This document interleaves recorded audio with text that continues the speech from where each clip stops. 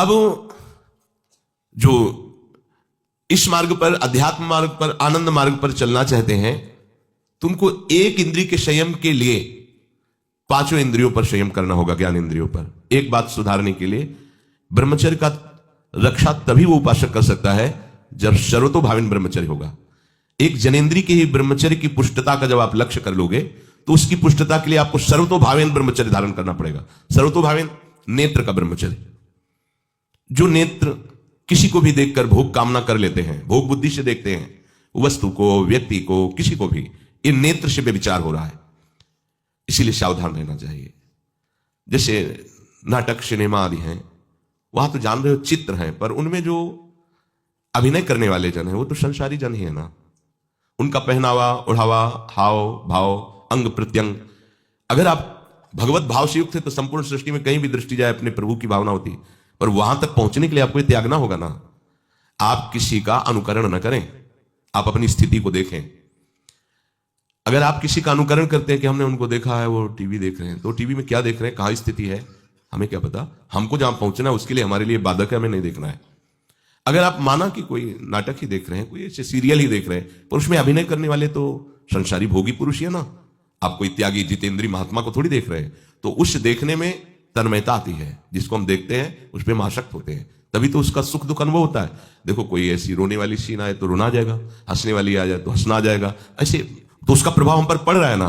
तो हम किसी के अभिनय करने वाले के अंग प्रत्यंग को देख रहे हैं और वो कामुक होकर कोई काम चेष्टा कर रहा है या कोई ऐसा, वो सारा का सारा मन कवर कर रहा है आपका, और एकांत होते ही फिर जो मन अपना मनमानी करवाएगा आप नहीं सह पाएंगे। इसलिए नेत्र का ब्रह्मचर्य सबसे पहले शुरू कीजिए। आपको वो चीज नहीं देखनी, वो बात नहीं पढ़नी, वो दृश्य नहीं। श्रीमद् भागवत में वर्णन है, कोई पशु पक्षी भी मैथुन कर रहा हो, अचानक दृष्टि गई तो मानसिक प्रणाम करके दोबारा दृष्टि नहीं जानी चाहिए। इसीलिए लिखा है कि आप एक धनुष भूमि को देखकर, एक धनुष, इसमें किसी की हानि नहीं होगी, आपकी भी हानि नहीं होगी, आप एक धनुष भूमि देख करके ही चलिए। मतलब बहुत लंबी दूरी देखने की जरूरत नहीं है, बहुत दृष्टि उठा करके इधर उधर गर्दन हिलाने की जरूरत नहीं है। और जैसे कि कोई टक्कर मार सकता है, तो देखो जिनको प्रारब्धानुसार टक्कर लगनी होती है ना, वो चाहे जितनी सावधानी से चलो, वो प्रारब्ध आकर के दंड देता है। अन्यथा सीम की चाप सके को तासु बड़ रखवार रमापति जासु। आप जा रहे हो भगवत चिंतन करते हुए, तो प्रभु का नाम आपका पहरेदार अंग रक्षक है, कोई बाल भी बाका नहीं कर सकता। आपका प्रारब्ध यदि आया है, प्रभु से पास हो गया है कि आपको ये दंड मिलना चाहिए, फिर मिलेगा। आप निश्चिंत रहिए, निर्भय रहिए। प्रभु का जो विधान है वो मंगल करने वाला है। देखो इतने बड़े महापुरुष पूज्य श्री राधा बाबा, श्री आद्याशक्ति भगवती की प्रसन्नता की आराधना कर रहे हैं, क्योंकि श्री कृष्ण हमारे पति हों, इस सिद्धांत की पुष्टता के लिए। और पैर फिसल जाता है, स्नान करने जाते हैं, कड़ाऊ पहने हुए थे, अंग टूट जाता है, दवा नहीं लेते, बांस की खिप चाल बांधकर पुनः अनुष्ठान में बैठते हैं। बलिहारी ऐसी सामर्थ्य की, ये भागवतिक प्रारब्ध ऐसे महापुरुषों को भी दंड दे देता है। देखो ना, ऐसे महापुरुष जो ऐसी ऊंचाई पर पहुंचे हैं और इतने भागवत भजन में नियम निष्ठ है, उनको भी प्रारब्ध दंड दे रहा है शरीर को। तो अपने को इससे निश्चिंत हो जाना है। जो होना है उसे रोक नहीं सकते, जो नहीं होना उसे कोई कर नहीं सकता। अपने आराध्य देव के चिंतन में ज्यादा नेत्रों को इधर उधर दौड़ाने की जरूरत नहीं है। नेत्र का ब्रह्मचर्य, फिर वाणी का ब्रह्मचर्य, बहुत बड़ा प्रभाव पड़ता है इससे। यदि आप जबान से अश्लील बातें, गंदी बातें, कामुक बातें करेंगे तो आप ब्रह्मचर्य रह ही नहीं सकते। अगर आप वाणी से परस्पर शरीर आकर्षण वाली बातें करेंगे, बट उसको देखा तुमने क्या, बस आप गए। चाहे वो स्त्री शरीरधारी साधक हो या पुरुष शरीरधारी, परस्पर आकर्षण संबंधी यदि वाणी खुली आपकी, तो वाणी के व्यभिचार से आपका जनेन्द्रिय का व्यभिचार प्रारंभ हो जाएगा। आप रोक नहीं सकते, नहीं रोक सकते। इसलिए वाणी से भी कोई ऐसी वार्ता ना कीजिए जिससे आपके अंदर काम वेदना बढ़े। श्रवणेन्द्रिय का, कान से गंदी बातें, व्यभिचार की बातें, कामुक बातें सुनना जिससे हमारे हृदय में कामना जग जाए, बिल्कुल नहीं।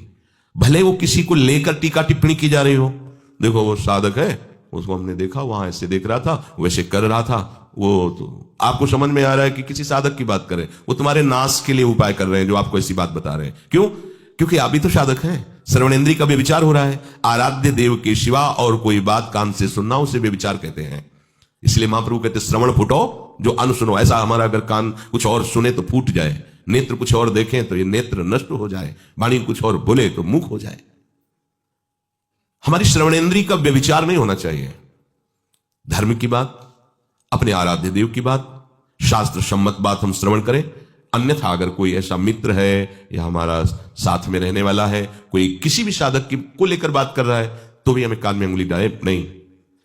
हम कोई ईश्वर थोड़ी कि हम किसी को संभाल लेंगे, हम अपने को नहीं संभाल पा रहे, हमारे सामने किसी की बात मत करो। ऐसी करना है तो प्रभु की चर्चा करो, अन्यथा मत करो। तो अगर आप श्रवणेन्द्रीय का ब्रह्मचर्य, वाकेंद्रीय का ब्रह्मचर्य, नेत्रेंद्रीय का ब्रह्मचर्य और त्वगेंद्रीय का ब्रह्मचर्य, अनावश्यक किसी को स्पर्श मत करो। परस्पर विरोधी शरीर को तो भूल कर मत करो। विरोधी शरीर जैसे हमारा पुरुष शरीर है, सामने स्त्री शरीर है, तो किसी भी तरह से सेवा के लिए संकेत करना या किसी भी सेवा के लेन देन में बचाव पक्ष में रहो। यहां रख दीजिए सामान, फिर आप उठा लीजिए। सीधे हाथ में सामान लेना नहीं, सीधे हाथ में सामान देना नहीं, जमीन में रख दीजिए। बहुत पवित्र है तो आप कुर्सी पे जो भी आसन उसका हाथ में लेने का नहीं। परस्पर विरोधी भाव वाले शरीरों का स्पर्श बिल्कुल निषेध है, किसी भी कारण से ना किया जाए। मान लीजिएगा ये बहुत मतलब आवश्यक है, यदि आप इसमें चूक कर गए तो धीरे धीरे आप फिसल के वहीं खड़े हो जाएंगे जहां से चढ़ना मुश्किल है। किसी भी साधिका को, किसी भी साधक को परस्पर लेन देन हाथ में नहीं करना चाहिए। मानो हमारी बात, आपको माला देनी है, चौकी पे विराजमान करो, हम उठा लेंगे। हमें कोई सामग्री, ये सामान रखिए, आप उठा लीजिएगा। कभी भी कोई भी परस्पर मुस्कुराहट, बातचीत, ऐसे कोई इशारे यदि दिखाई दे तो आप बचो और उसको बचाओ। साधक है, साधिका है, उससे गलती हो सकती है, आपसे भी गलती हो सकती है। आप सत्संग सुनते हैं, आपको लगा कि इसकी मुस्कुराहट, इसकी कुछ चेष्टा ऐसी दिखाई दे रही है जो हमारे अंदर कामुकता पैदा कर सकती है, उसको भी बचाओ और स्वयं बचो, तो भगवान आप पर प्रसन्न हो जाएंगे। वो देख रहे हैं अंदर की बात। साधक को बहुत सावधान रहने की आवश्यकता, ये इसको खिलवाड़ मत समझो, इसीलिए कह रहे हैं ये अध्यात्म है, ये परमार्थ है।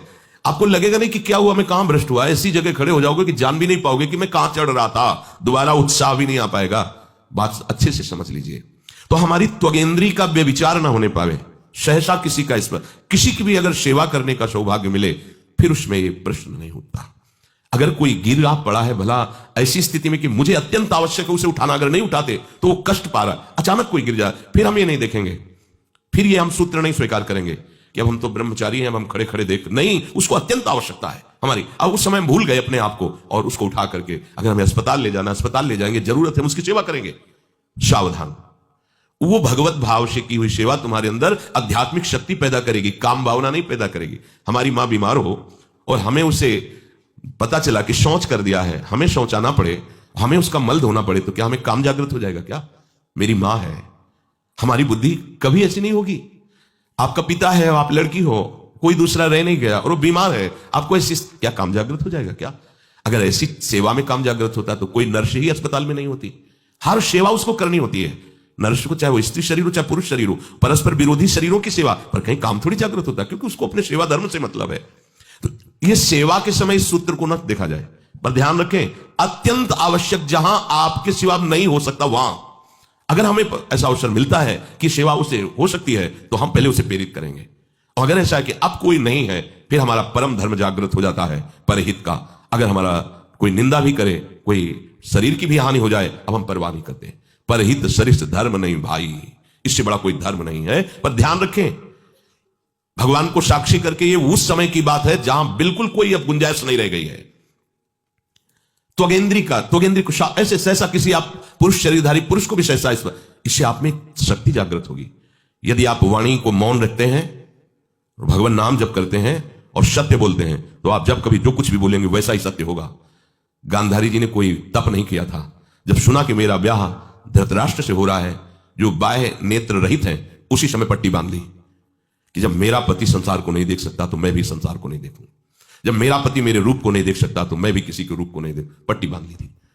जब महाभारत का युद्ध चल रहा था, बड़े बड़े वीरों को मार गिराया जा रहा था, गांधारी ने दुर्योधन से कहा, सुन, मुझे पता है कि भीम की गदा को तू झेल नहीं पाएगा, क्योंकि सबसे बड़ी बात भगवान का वरद हस्त उनके ऊपर है, दूसरी बात वो पवन पुत्र है, वो जब अपने आवेश में आ जाएगा तो तेरी सामर्थ्य नहीं कि उसकी गदा के प्रहार को तू सह सके, पर मैं तुझे शक्ति प्रदान करूंगी। मैं एक पतिव्रता हूं, आज तक कभी पति का वरण करने के बाद कुछ देखा नहीं है।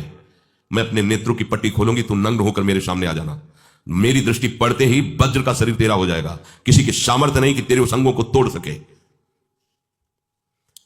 भगवान सब कुछ जानने वाले हैं, भगवान भक्त पक्षपाती होते हैं। भगवान का स्वभाव भक्त का पक्षपात लेना होता है।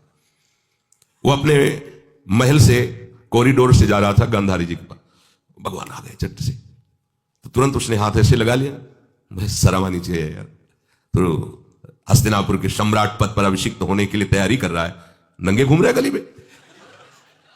उसने कहा गली में नहीं, मां के सामने जा रहा है। अरे कोई बच्चा है, ऐसे जाया जाता है मां के सामने?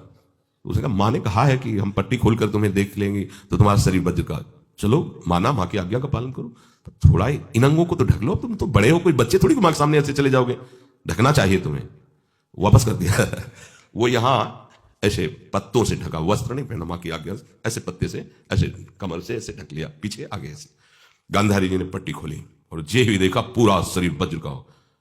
ये क्या किया तूने, कमर में क्यों बांध लिया? मुझे शर्म लगती थी, कैसे आप? बोले यहीं से मारा जाएगा, भीम की गदा का प्रहार तेरी सी जंघा और कमर को तोड़ देगा, तेरी मृत्यु।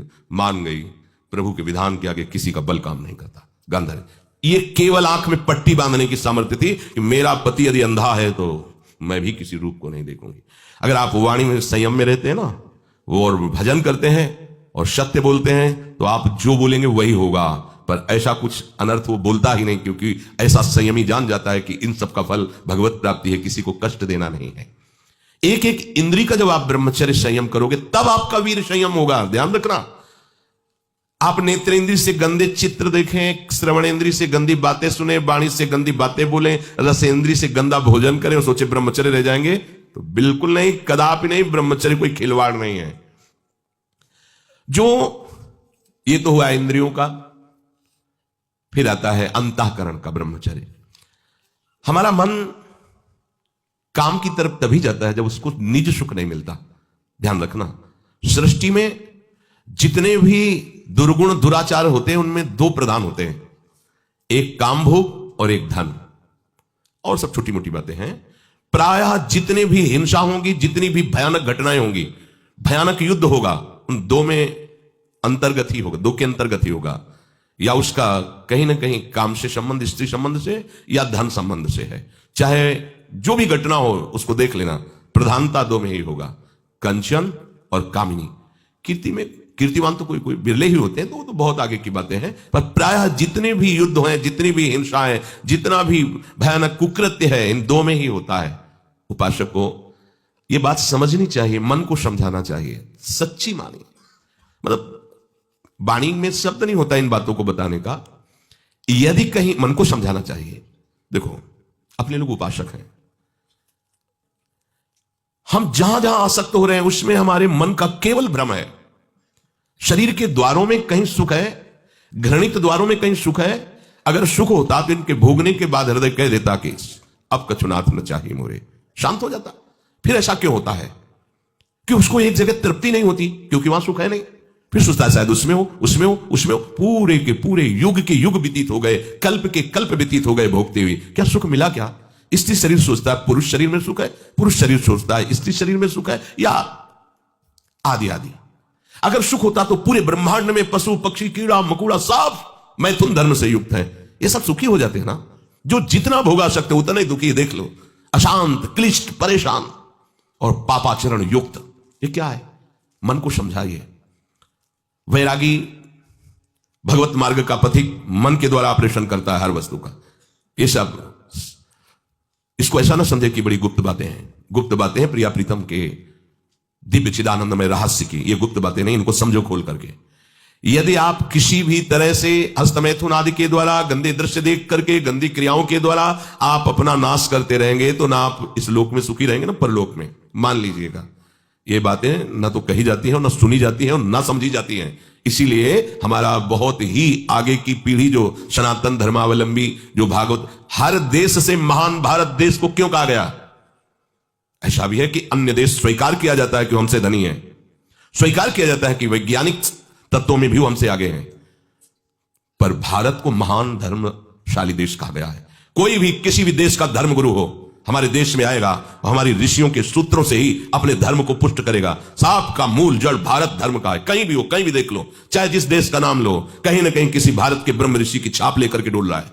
भारत भोग प्रधान देश नहीं है, भारत धर्म प्रधान देश है। यहां धर्म गुरुओं के द्वारा धर्म स्थापना करके चलाया जाता है। यहां आज जो हम समझ रहे हैं कि बाहरी परिपाटी हमारे भारत में आ जाए तो भारत आधुनिक और सर्वश्रेष्ठ देश माना जाएगा, कभी नहीं। भारत अपनी परिपाटी से चलता है, तब सब देशों के ऊपर राज्य करता है। किसी भी देश में न पतिव्रता मिलेगी न यति मिलेगा, ब्रह्मचर्य का कहीं नामो निशान नहीं मिलेगा। ये भारत देश में ही मिलेगा। यहां ब्रह्मचारी मिलेंगे, यहां सती मिलेंगे, यहां प्राणपण से धर्म का पालन करने वाले मिलेंगे। अब हमारे जो नई पीढ़ी है वो आधुनिकता को स्वीकार कर रहेगी। गर्लफ्रेंड, बॉयफ्रेंड, कौन सा रिलेशन है, लिव इन रिलेशन, ये हमारे कहीं किसी भी धर्म ग्रंथ में लिखा हो तो आप बता दीजिए। बाल्यावस्था से आज तक जितने भी धर्म ग्रंथों का स्वाध्याय हुआ कहीं भी लिखा हो तो ये बोलो सर्वनाश का स्वरूप है कि नहीं है। अभी बच्चा ना तो लोक को जानता है, ना परलोक को जानता है, ना हित को जानता है, ना अहित को जानता है। अभी उसका ब्रह्मचर्य किसी काम लायक नहीं हुआ और वो उतर गया व्यभिचार में। क्या होगा उसका जीवन, क्या होगा जीवन, चाहे वो स्त्री स्वरूप में चाहे पुरुष स्वरूप में हो। क्या बिना संयम के ये पशुता के व्यवहार से किसी की ना लौकिक उन्नति होती है ना परमार्थिक उन्नति होती है। पर कौन सुनेगा। यही कहा जाएगा पुराने जमाने के शास्त्रों को केवल वर्णन कर रहे हैं, ये क्या जाने आधुनिक जमाने को। तो आधुनिक जमाने की दशा क्या, और यहां खोल करके देखो। कोई बात नहीं, दोस्त बनाना कोई बुरी बात नहीं, इस बात को हम मानते हैं। स्त्री शरीरधारी पुरुष शरीर को मित्र बना सकता है, कोई दोष नहीं। पुरुष शरीरधारी स्त्री को मित्र बना सकता है, कोई दोष नहीं। लेकिन मित्र का क्या कर्तव्य होता है, कुपंथ निवार्य सुपंथ चलावा, कुमार्ग से हटा करके सुपंथ में चलाना, उसकी समस्याओं को दूर करके उसको आनंद में से युक्त करना, उसको सहयोग करना, ना कि शोषण करना। दोस्ती कहते हैं उसके दुखों को मिटा करके उसको शांति और सुख के मार्ग में ले जाना। इसीलिए ये जो आधुनिकता बढ़ रही है, ये जो खान पान गलत हो रहा है, ये जो दर्शन गलत हो रहा है, तो इस जमाने में ब्रह्मचर्य ये केवल शब्द ही लिखा मिलेगा, जीवन में नहीं मिलेगा। नए नए बच्चे व्यसन कर रहे हैं, नशा कर रहे हैं, गंदे आचरण कर रहे हैं, क्या होगा, कैसे आगे कोई समझेगा शास्त्र क्या है, धर्म क्या है, बल क्या है।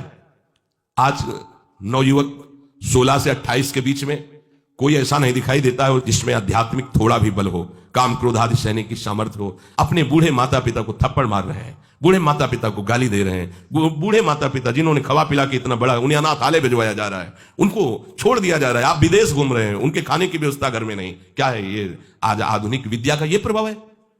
विद्या विनयम ददाति, जो अपने वयोवृद्धों की सेवा नहीं कर सकता वो क्या विद्या पढ़ा। जो दूसरों की रक्षा नहीं कर सकता क्या विद्या पढ़ा। क्या विद्या का यही स्वरूप है दूसरे का शोषण करना। क्या विद्या का यही स्वरूप है कि शराब पीना, ड्रग्स का ये नशा करना, ये क्या विद्या सिखाती है। वो कहा जाता है आज तो आधुनिक विद्या बढ़ रही। मुझे लगता है संयम में रहना ही विद्या का वास्तविक स्वरूप है। अपनी इंद्रियों को संयम में रखना, अपने को संयम में रखना, बुजुर्गों का, गुरुजनों का, शास्त्र का, भगवान का भय रखना हृदय में।